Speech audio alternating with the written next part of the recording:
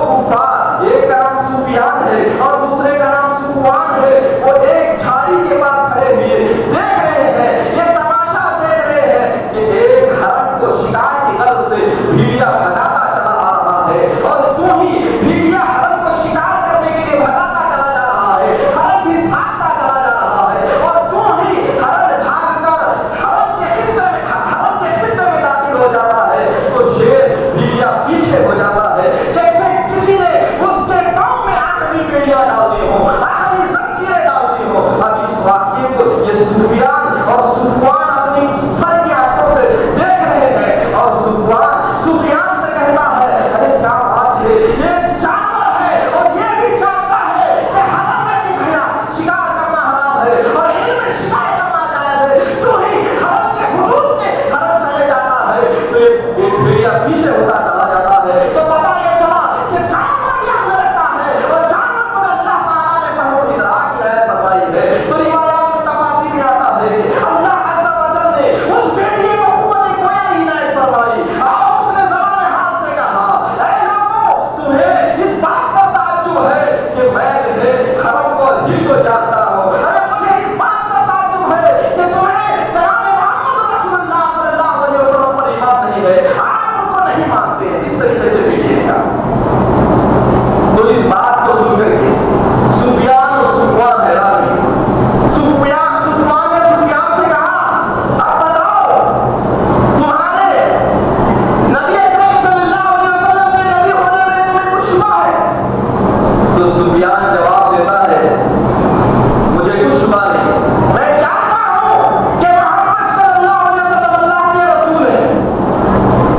اب ذرا چولہے پر غور کیجیے، اس نے کہا جانتا ہوں، اس نے یہ نہیں کہا مانتا ہوں۔ اگر نبی اکرم صلی اللہ علیہ وسلم کو سفیان مان لیا ہوتا وہ زمرہ اسلام میں داخل ہو گیا ہوتا، وہ ایمان میں شامل ہو گیا ہوتا، لیکن اس نے یہ کہا کہ میں صرف جانتا ہوں۔ جاننا الگ ہے، پہچاننا الگ ہے اور پھر ماننے کا معاملہ الگ ہے۔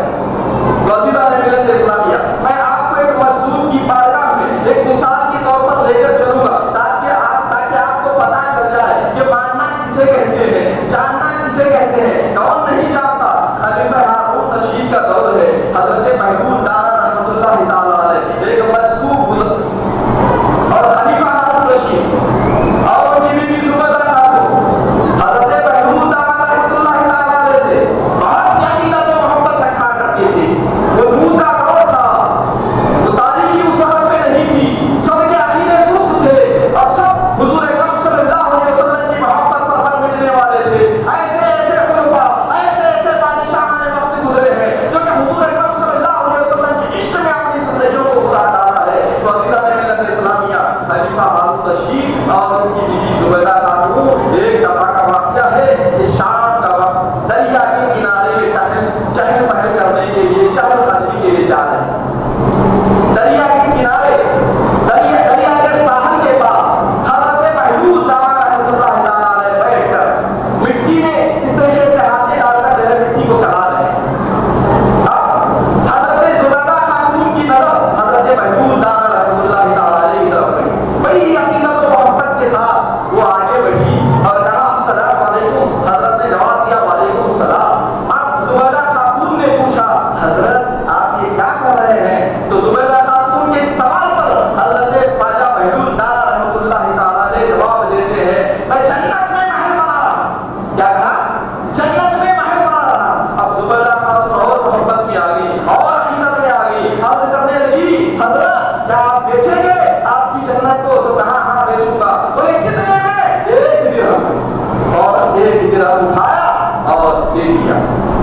بات ختم ہوگی، لیکن خلیفہ ہارون رشید بیوی کا مذاق اڑانے لگے۔ بیوی ایسی کیا بات ہے کہ جنت کوئی دے؟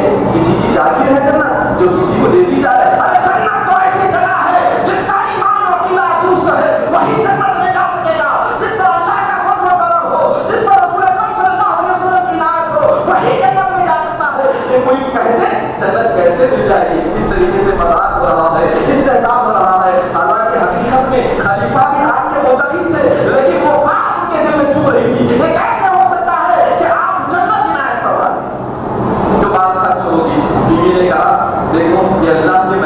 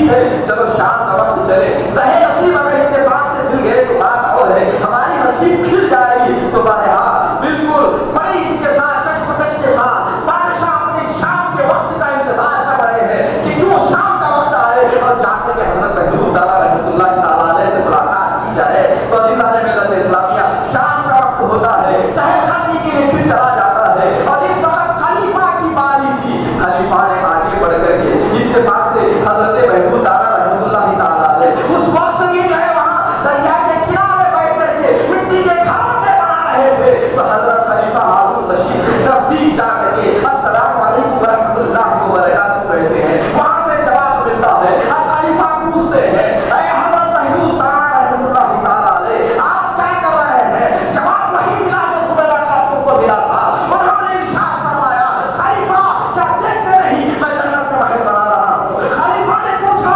کیا تم جنت میں اس محل کو بیچو گے؟ تو کہا ہاں بیچوں گا۔ بولے اس شخص کتنے میں؟ بولے 100 درہم۔ کتنے میں؟ 100 درہم میں۔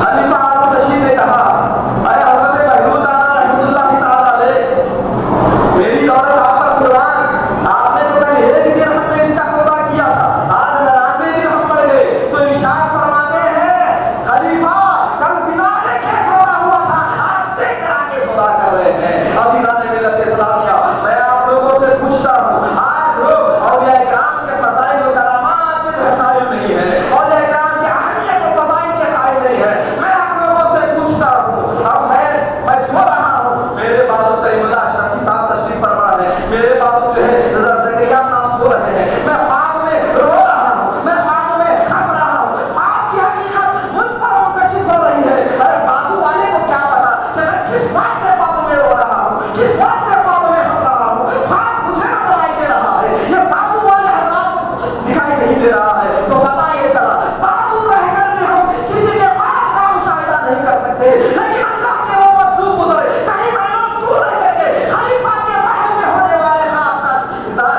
ظاہر کر رہے ہیں، تو پتا چلا کہ اولیاء کی نظر ان کے قلوب پر ہوتی ہے۔ اسی لیے بزرگوں نے فرمایا ہے کہ عالم کی بارگاہ میں جاؤ تو زبان کو سنبھال کر کے جاؤ، اور اولیاء کی بارگاہ میں جاؤ تو دل کو سنبھال کر کے جاؤ۔ عزیزان ملت اسلامیہ پتا چلا آپ کو ماننا کیا ہے؟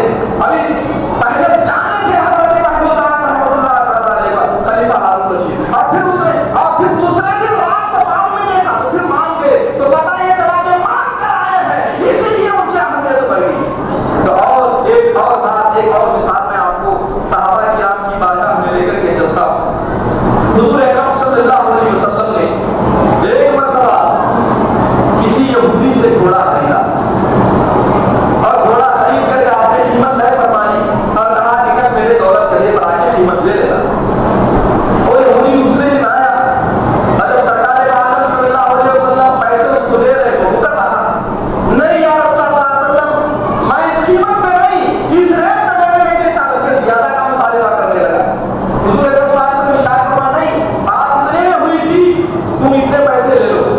اسی اثنا میں حضرت خفیمہ رضی اللہ تعالیٰ عنہ جو صحابی رسول ہیں تشریف فرماتے عرض فرماتے ہیں یا رسول اللہ صلی اللہ علیہ وسلم آپ جو کہہ رہے ہیں بالکل سچ فرما رہے ہیں، میں آپ کی بات کی گواہی دیتا ہوں۔ اگر کوئی دنیا دار ہوتا تو وہ سمجھ جاتا چلو کہ آپ گواہ ہو رہا ہے، اس کی بات صحیح چل رہی تھی، لیکن نبی دنیا دار نہیں ہوتے ہیں، نبی دنیا دار نہیں ہوتے ہیں، نبی لیڈر نہیں ہوتے ہیں، بلکہ نبی ہادی و رہنما ہوتے ہیں۔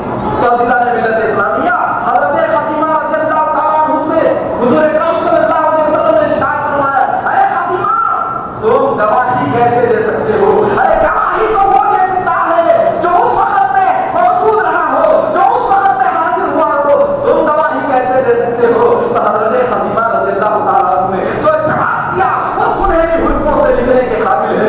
ارشاد فرماتے ہیں یا رسول اللہ صلی اللہ علیہ وسلم اگر ہر بات دیکھنے اور سننے کے بعد گواہی دینا نہیں ہوتا تو یا رسول اللہ صلی اللہ علیہ وسلم آپ نے کہا اللہ ایک ہے، ہم نے اپنے آنکھوں سے اللہ عز و جل کا مشاہدہ نہیں فرمایا، آپ کے کہنے پر ہم ایمان لا لیے۔ یا رسول اللہ صلی اللہ علیہ وسلم آپ نے کہا جنت و دوزخ بن گئی ہے، جنت مومنین اور مومنین کے لیے عاشقین کے لیے ایک جگہ ہے، ایک بہت بہترین جگہ ہے، اور جنت کے تعلق سے آپ نے فرما دیا کہ جنت بن چکی ہے۔ ہم نے جنت کو اپنے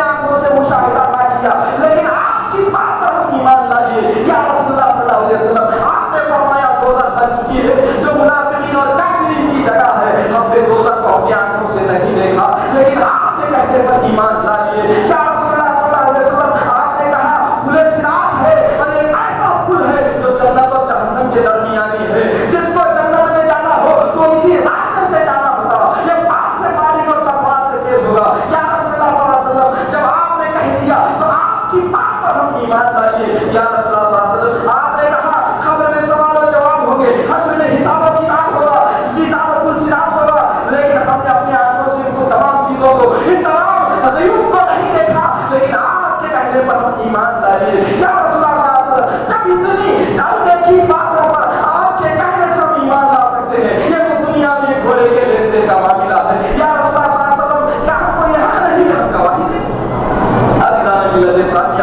حضور اکرم صلی اللہ علیہ وسلم حضرت خدیجہ رضی اللہ تعالیٰ عنہ کے ان جواب سے اتنا خوش ہوئے, کہا اے خدیجہ جہاں دو مسلمان مردوں کی گواہی کی ضرورت ہوتی ہے وہاں تمہاری ایک گواہی کا تو یہ سلا ملا ہے.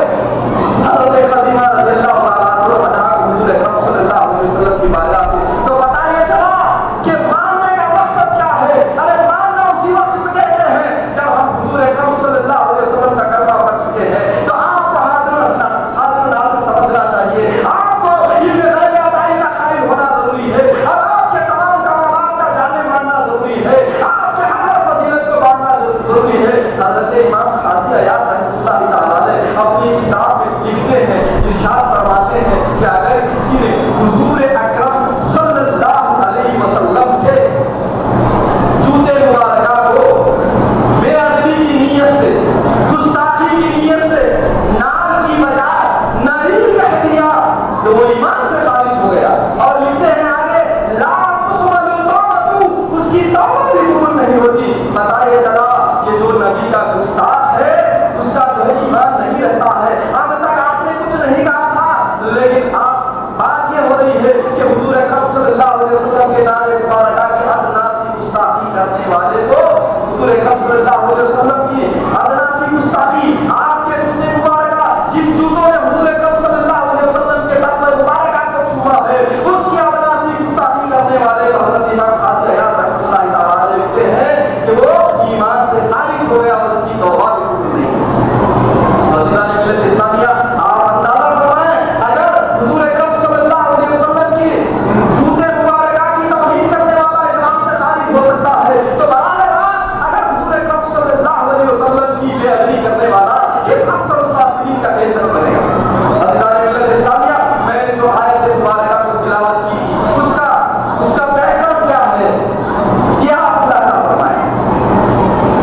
ایک دفعہ کا واقعہ ہے کہ حضور اکرم صلی اللہ علیہ وسلم سفر میں کہیں تشریف لے جا رہے تھے.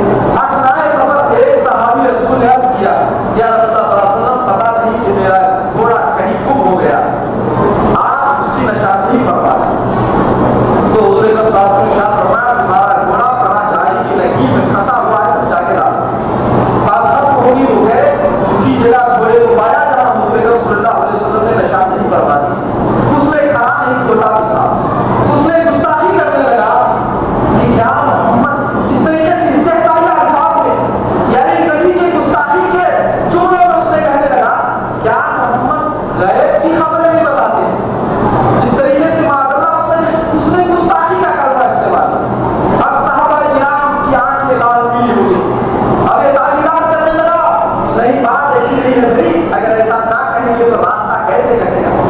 اب میں آپ سے پوچھتا ہوں راستہ کٹا ہی تھا تو وہ یہ کہہ سکتا تھا کہ سبحان اللہ ہم ایسے نبی کے امتی ہیں کہ جو غیب کی کبھی خبریں دے دیتے ہیں, ایسے نبی کے امت اللہ عز و جل ہمیں ہدایت فرمایا ہے, ہم اس نبی کے امتی ہونے پر فخر کرتے ہیں. اس طریقے سے صرف کہہ سکتا تھا, لیکن اس نے اس کے دل میں جو قبول تھی وہ یہاں زبان سے آگے زبان سے ظاہر ہوگی. اس نے کہا کیا محمد صلی اللہ علیہ وسلم غیب کی خبریں بتا دیں.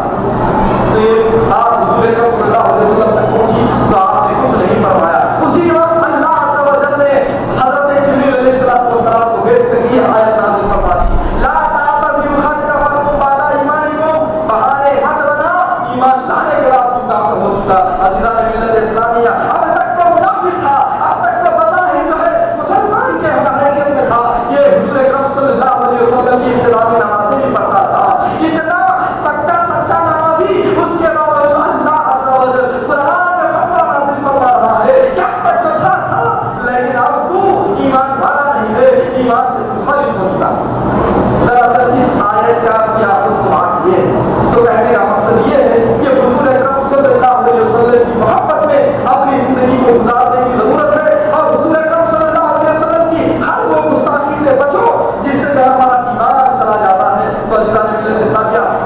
چھوٹا وقت دیا گیا ہے، ویسے تو اس عنوان کے تحت سے اگر کہا جائے تو بہت لمبی چھوٹی تقریر ہو سکتی ہے. دعا کیجیے انشاءاللہ اگر زندگی باقی ہے تو کبھی